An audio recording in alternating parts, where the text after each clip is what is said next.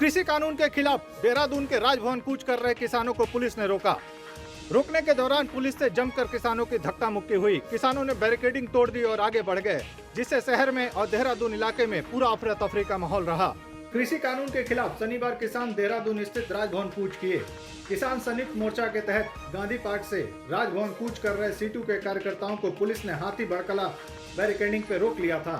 वहीं किसान प्रदर्शनकारी हर्रावाला में बैरिकेडिंग तोड़कर आगे बढ़ गए।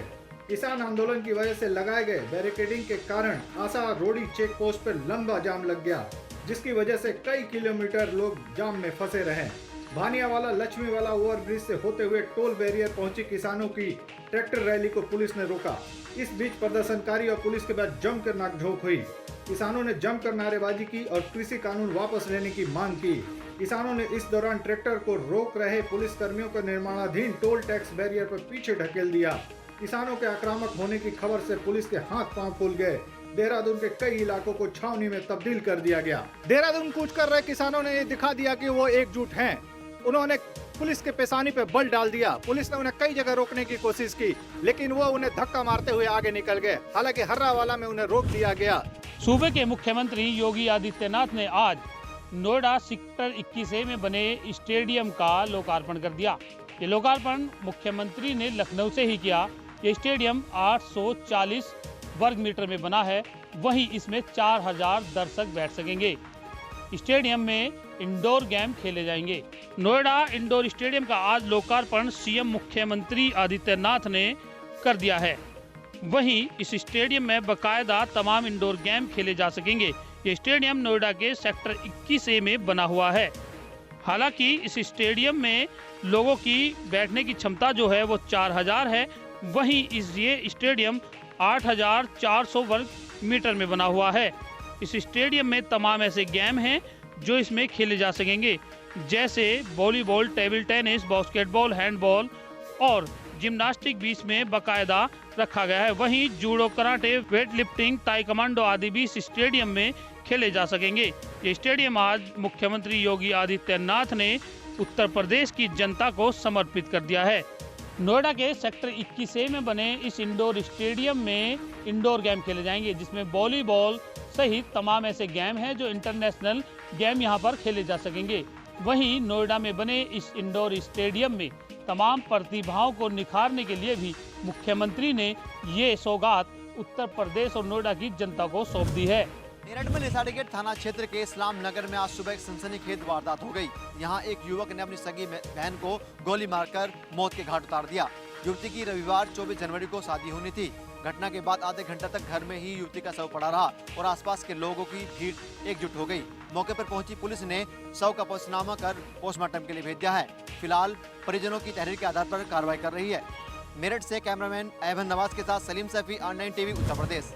कृषि बिल के विरोध में जहां देश का किसान दिल्ली के चारों ओर बॉर्डर पर विरोध प्रदर्शन कर रहा है, वहीं सरकार इस मामले में टस से मस नहीं हो रही है। मगर ऐसे में मुजफ्फरनगर की मीरापुर विधानसभा से भाजपा विधायक अवतार सिंह भड़ाना ने किसानों का समर्थन करते हुए भाजपा पर जमकर प्रहार किया है और भाजपा से बदला लेने की भी बात कही है।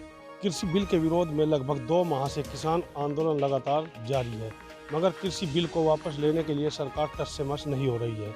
अब ऐसे में भाजपा विधायक कृषि बिल के विरोध में किसानों के साथ खड़े नजर आ रहे हैं। जनपद मुजफ्फरनगर की मीरापुर विधानसभा सीट से भाजपा के टिकट पर विधायक बने अवतार सिंह भड़ाना ने पार्टी के खिलाफ अपना झंडा बुलंद करना शुरू कर दिया है। शुक्रवार को कस्बा खतौली के चांद समन में गुर्जर समाज के एक कार्यक्रम में पहुंचे विधायक अवतार सिंह भड़ाना ने केंद्र सरकार और भाजपा की जमकर आलोचना की और अपने समाज के लोगों से किसान आंदोलन में समर्थन करने की भी अपील की है। इस दौरान उत्तराखंड के लक्सर से विधायक कुंवर प्रणव व सपा छोड़कर भाजपा में आए MLC वीरेंद्र गुर्जर सहित अनेक भाजपा नेता मौजूद रहे, मगर किसी ने भी विधायक अवतार सिंह भड़ाना की बात का विरोध नहीं किया। कृषि बिल के विरोध में किसानों के हंगामे प्रदर्शन के बाद जहां देश का किसान 26 जनवरी पर ट्रैक्टर परेड की तैयारी में है, वहीं ऐसे में भाजपा विधायक अवतार सिंह भड़ाना का किसानों का समर्थन करना अपने आप में खास मायने रखता है। मुजफ्फरनगर से परवेश मलिक, R9 TV। 59वां दिन भी किसानों के आंदोलन का बीतने जा रहा है, लेकिन किसान अपनी मांगों को लेकर गाजीपुर बॉर्डर पर डटे हुए हैं।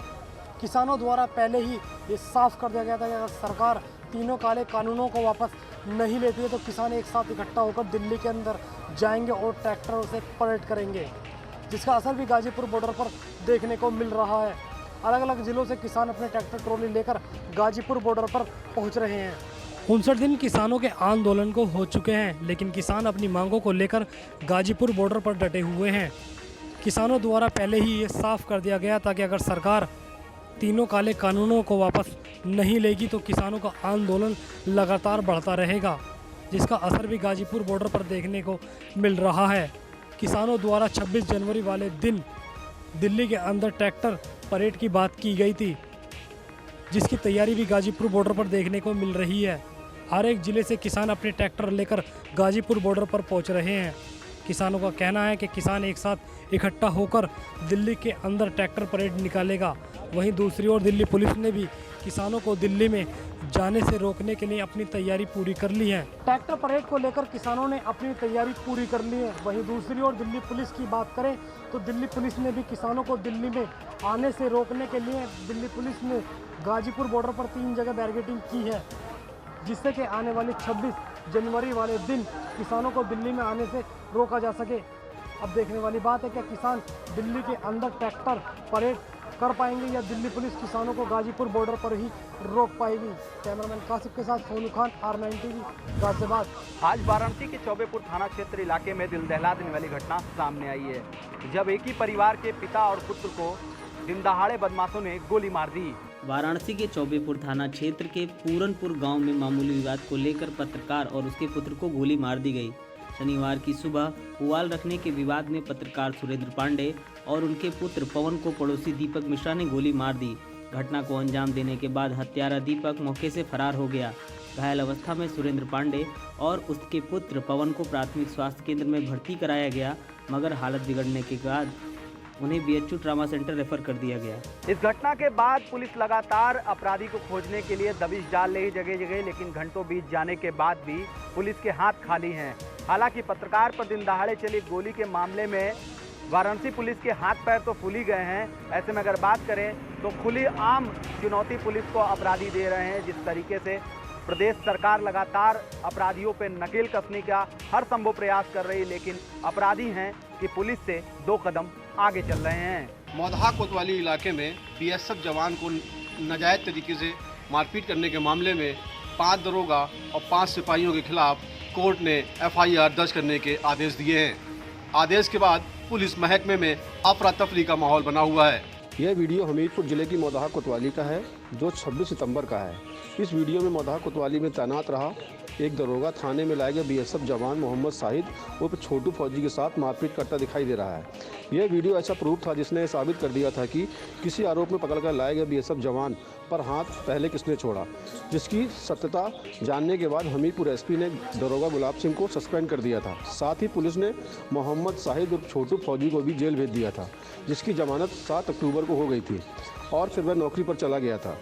जिसके बाद पीड़ित ने पिता ने सबूतों के आधार पर न्यायालय की शरण ली थी, जिस पर न्यायिक मजिस्ट्रेट ने धारा 156(3) के तहत मौदहा कोतवाली में तैनात 5 दरोगा और 5 सिपाहियों के खिलाफ FIR दर्ज करने का आदेश दिया है। मौदहा कोतवाली में BSF जवान के साथ पुलिस द्वारा हुई मारपीट का वीडियो सोशल मीडिया पर वायरल हुआ था, जिसके बाद पुलिस ने अपना दामन बचाने के लिए BSF जवान पर 3 मामले दर्ज किए और उसे जेल भेज दिया। फिलहाल BSF जवान के पिता ने कोर्ट की शरण ली और वहां पर 156(3) से 5 दरोगा 5 सिपाहियों के खिलाफ FIR दर्ज हुई है। फिलहाल कोर्ट के आदेश के बाद जवान के परिवार ने राहत की सांस ली है। अरुण श्रीवास्तव, R9 हमीरपुर। सराय लखनसी थाना के कुसमौर गांव में जमीनी विवाद में पटीदारों द्वारा घर में घुसकर परिवार वालों को जमकर पीटा गया, जिसमें एक 70 वर्षीय महिला की हालत गंभीर होने पर मऊ के जिला अस्पताल में लाकर भर्ती कराया गया। जिसके बाद 70 वर्षीय बुजुर्ग महिला की हालत गंभीर होने पर डॉक्टरों द्वारा वाराणसी के लिए रेफर कर दिया गया, जिसमें पीड़ित परिवार वालों का कहना है कि जो विपक्षी है, जो उनके पटीदार हैं, उनके रिश्तेदार जो है प्रदेश सरकार में एक मंत्री पद पर बैठी हुई हैं, जो कभी ना कभी जब इनका मामला होता है तो वहाँ से फ़ोन आने के बाद इनका कोई भी सुनवाई थाने स्तर पर SP स्तर पर नहीं होती है। आखिरकार सबसे बड़ा सवाल है कि इन पीड़ितों का सुनेगा कौन। मऊ से रविंद्र सैनी, R9 TV, उत्तर प्रदेश। उत्तर प्रदेश में मिशन शक्ति अभियान को बल देने के लिए यूपी पुलिस लगातार स्कूलों में जा रही है, कोचिंग सेंटरों पर जा रही है और महिलाओं के साथ बातचीत करके उनको जागरूक किया जा रहा है। लेकिन ऐसे में उत्तर प्रदेश में लगातार नाबालिग लड़कियों के साथ बहला फुसला कर अदर स्टेट ले जाने का सिलसिला लगातार बढ़ता जा रहा है। ठीक ऐसा ही एक मामला मनकापुर थाना क्षेत्र का है, जहां एक नाबालिग लड़की को बहला फुसला कर उसे यहां से मुंबई ले जाया गया है। ताज़ा मामला मनकापुर थाना क्षेत्र का है, जहां एक नाबालिग युवती को शादी का झांसा देकर 2 युवक भगा ले गए। नाबालिग युवती के साथ यौन शोषण करते रहे। इस घटना के 4 माह बाद युवती को गोंडा बस स्टेशन पर छोड़कर भाग गए। दरअसल 15 वर्षीय लड़की को बगल के गांव निवासी गफ्फार व आसिक अली बहला फुसला कर भगा ले गए थे। बताया जाता है कि आरोपियों ने नाबालिग युवती को अपने एक रिश्तेदार के यहाँ रखकर शादी का झांसा देकर यौन शोषण करते रहे। बाद में लड़की को घर पहुँचने के बहाने गोंडा बस स्टेशन पर लेकर आए और छोड़कर भाग गए। पीड़ित लड़की किसी तरह पहुंचकर अपने मां बाप से आपबीती बताई। इस मामले में पुलिस ने लड़की के मां की तहरीर पर आरोपी गफ्फार व आसिक अली निवासी करौंदी मनकापुर के खिलाफ गैंग रेप सहित SC/ST के तहत FIR दर्ज कर लिया है।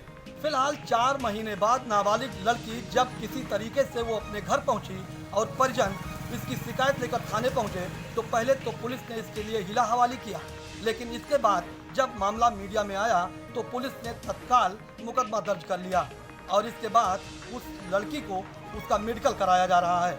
फिलहाल ऐसे में जिस तरीके से मिशन शक्ति को जोर दिया जा रहा है, आखिर क्या वजह है कि लगातार नाबालिग लड़कियों को बहला फुसला कर बढ़ाने के मामले में लगातार इजाफा हो रहा है। गोंडा से राजकुमार सिंह, R9 TV, उत्तर प्रदेश। उत्तर प्रदेश में नहीं थम रहा है भ्रष्ट अधिकारियों के भ्रष्टाचार का सिलसिला। ताज़ा मामला बुलंदशहर का है, जहां आबकारी विभाग के इंस्पेक्टर सहित 3 कर्मचारियों पर 3 लाख रुपए की रिश्वत लेते हुए एक जहरीली शराब माफिया को रिहा करने का आरोप है। फिलहाल बुलंदशहर पुलिस ने FIR दर्ज करते हुए तीनों कर्मचारियों को गिरफ्तार कर लिया है और कागजी कार्रवाई में जुट गई है। पुलिस की गिरफ्त में खड़े यह आबकारी विभाग के इंस्पेक्टर सुरेश सिंह चौहान और आबकारी सिपाही खेम सिंह और अनुज हैं।